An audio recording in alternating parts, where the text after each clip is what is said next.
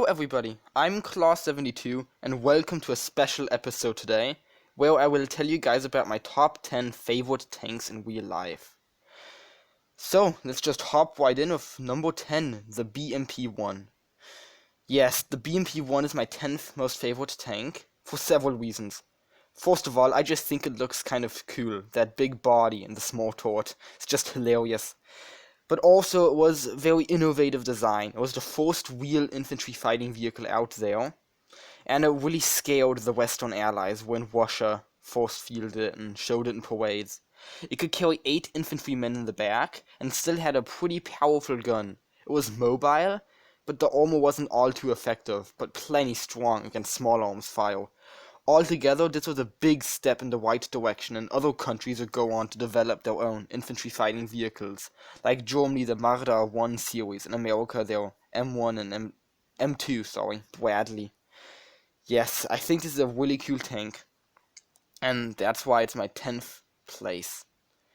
Okay, my 9th favorite tank is the M26 Pershing.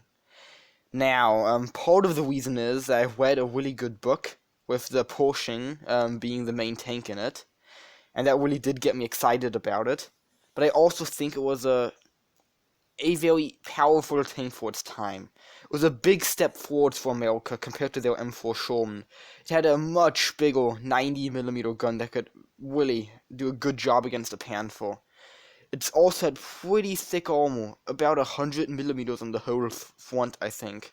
It was underpowered though, as it used the same engine as a Sherman, mostly.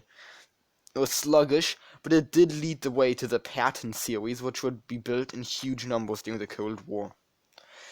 Only about 20 Pershings reached Europe before the war ended, and only a few of them saw combat. It was, however, used in the Korean War still, and to quite some success. Alright, my 8th favorite tank is the Merkava 4. It is Israel's main battle tank currently, and I just think it's so cool how it's so flexible. It's a very good tank for Israel's situation. It has in the back, you can't see it in this picture, doors pretty much, and it's like it's an empty area in the back. You can have infantry ride along with you, so you have infantry support right in the tank. Or you can carry wounded soldiers off the battlefield in it, or you can just load extra ammo or fuel or something, or supplies in the back, so it's very flexible with that storage room in the back of the tank. It's also got a big focus on crew survivability and protection. Of course, we can't really know how its armor would compare to like an Abrams or Leopard or something, but it does seem to perform rather well, and it also, as a nice side effect, looks rather cool. But yeah, I really like this modern vehicle with such flexible use. It really suits Israel well. Alright. My 7th favorite tank is the German A7V. It was the tank they built in World War I. They only did build, I think, 18 or 20, don't know the exact number. It was armed with a 5,7 cm Maxim Nordenfeld Kasematt Schnellfeuerkanone. A very long name. It also had 6 machine guns on the sides and rear. Although it was so big and clunky, it was much more mobile than the British and French tanks of the time. Its armor protection was also much better, with 30mm on the front and 15mm on the side and rear. The bottom was still armed with a 10, which is quite a lot for the time period, making it a formidable opponent. However, Germany was in a very desperate situation then, and their steel was not very good quality, so we never will know how it might have performed if it could have been produced with good quality steel. It was also involved in the first tank versus tank battle, and I do think it knocked out 1 or 2 British Mark IVs, but altogether the few that were built were just it was nowhere enough to have an impact on the war. But I do like it. It's this huge vehicle, a 18-man crew, like a driver, a commander, 2 gunners for each machine gun, 2 more gunners for the main gun, a mechanic. Sometimes you'd even have like a carrier pigeon person in there. So yes, a huge crew. The engine is right in the middle, but definitely would have not been very nice sitting in it. My sixth favorite tank is the Mark 1. England's tank. It was really the first tank out there, the first tank to be built, and especially, okay, Little Willie was built first, but it was the first tank to be used in combat. It was used in the Battle of the Somme, where in smaller numbers, and it wasn't a great success because the terrain was very, very shooken up. And the artillery fire had really destroyed the ground, and they got stuck, had mechanical failures, and it proved that the side armor actually was not that thick. But it did show that this was a very capable weapons system that, with some further development, could really pave the way to break the static front, the western front there with like trenches on both sides. Not really, it was just really very static, and the tank was the tool to break that up. I also think as a really very nice design, this rhomboid shape was very well suited to cross trenches, which was this tank's main job. And you guys can see the wheels in the back. Those are there to help it steer. Yeah, they could be kind of lifted up a little bit so it wouldn't get in the way when maneuvering on rough terrain. Again, the conditions in this tank would have been terrible. A very big crew, but still, I'm a big fan of this vehicle. My fifth favorite tank here is the Panzer II. Yeah, why? Well, I think it's interesting because it was built mostly as a training vehicle. It never was really intended to be used in combat. But the Panzer III and the Panzer IV, the production of those were being delayed, so when Germany invaded Poland, they were forced to rely on the Panzer Is and IIs. The Panzer II did perform rather well, although it was very outclassed. Its armor protection was never good enough. Also, again, in the Battle of France, its armor was almost non-existent, and the gun was very weak, especially against some of the tougher French and British models. But it also did have a three-man turret crew, I think, and good optics, which gave the Germans a nice big advantage. Yes, it also had pretty good mobility, but the gun was never really up to date, and it was quite soon, especially in the Russian campaign, then only used for reconnaissance jobs. Alright, my fourth place tank is the Panzer. Yes, the Panzer. It's just an amazing tank. In my opinion, the best tank of World War II. It had a very thick front armor, a powerful 7.5 centimeter gun, and it was still very mobile, like a good 50-55 kilometers top speed. More mobile than the American Sherman, actually. The American tank crews, British tank crews, the Allies, they all really fielded this vehicle. And even by the end of the war, it actually gotten pretty reliable. So, all the German tanks and Panzer and Tiger are famous for being mechanically unreliable. But the Panzer, by the end of the war, actually was very, very reliable. It could do its job good. The front upper plate, as I said, 80 millimeters thick, and through that slope, it could reach like almost 120 millimeters effective thickness. The turret, again, about 100, a little more than 100 gun mantle thick. It was just very sturdy and not easy for the Allied tank crews to get through. It was a very feared tank on the battlefield. This specific one here is, you can see it's in Cologne. It was destroyed by an American Pershing here. It's right in front of that impressive cathedral in the background.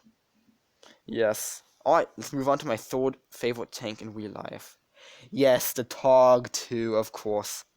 You guys all know I'm a big fan of the Tog 2, and I also love it in real life. The Tog, in the name, actually stands for The Old Gang, because it was designed by the same people who designed the Tog in World War I. It had this really cool electric drive, petrol electric drive, which is part of the reason it was so long. But it was also so long that it could also cross the widest anti-tank trenches. But altogether, it was just completely obsolete, useless, and a waste of time and resources. But come on, it's just cool. This huge, heavy tank, so long. I love it. What can I say? I just love it. Alright, my second favorite tank is slightly more unconventional.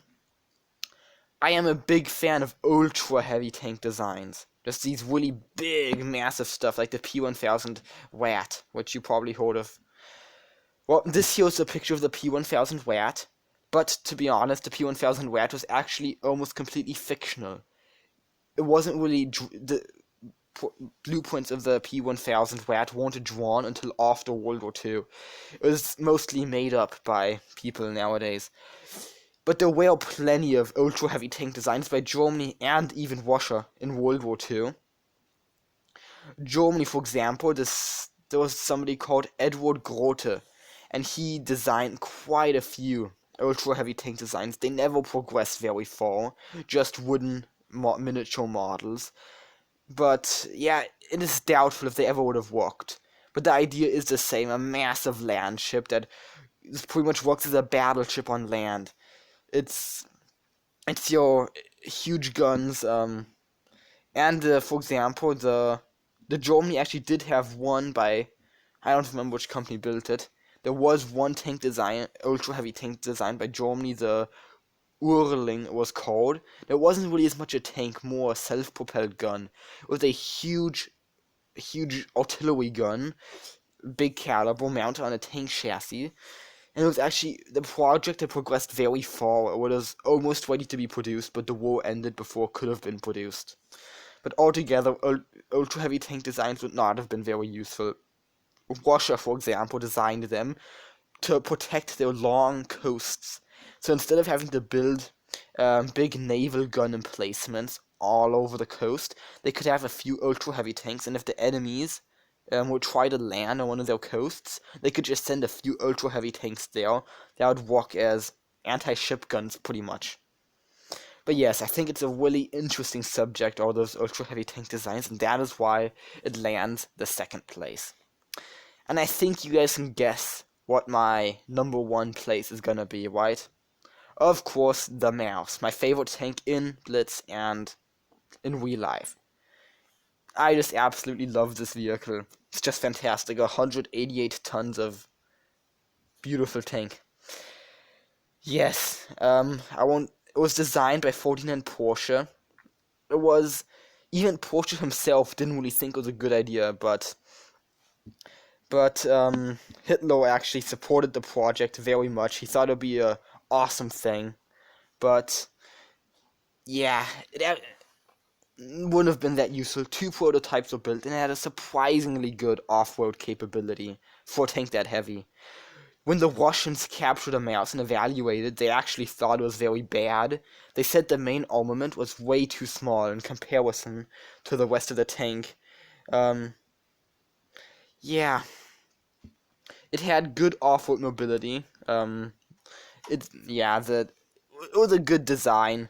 Porsche did a great job at making a useless tank pretty good. And then actually the second Maus prototype that did have a turret and main armament, when Russia was getting close to the Heeresversuchsstelle Kummersdorf, where it was located, it was actually loaded full of fuel and ammo and stuff. It was driven out to a nearby town, where it actually had an engine failure and was blown up by the crew. But it was intended to fight the Russians, and didn't happen. We never will know how that would have gone. So yeah, I hope you guys enjoyed this video. Wasn't quite the normal type of a replay or anything, but I definitely did have fun talking about my favorite tanks in real life. I'm considering making a video my favorite 6 or favorite 8 tanks in Blitz. If you guys would like to see that, let me know in the comments.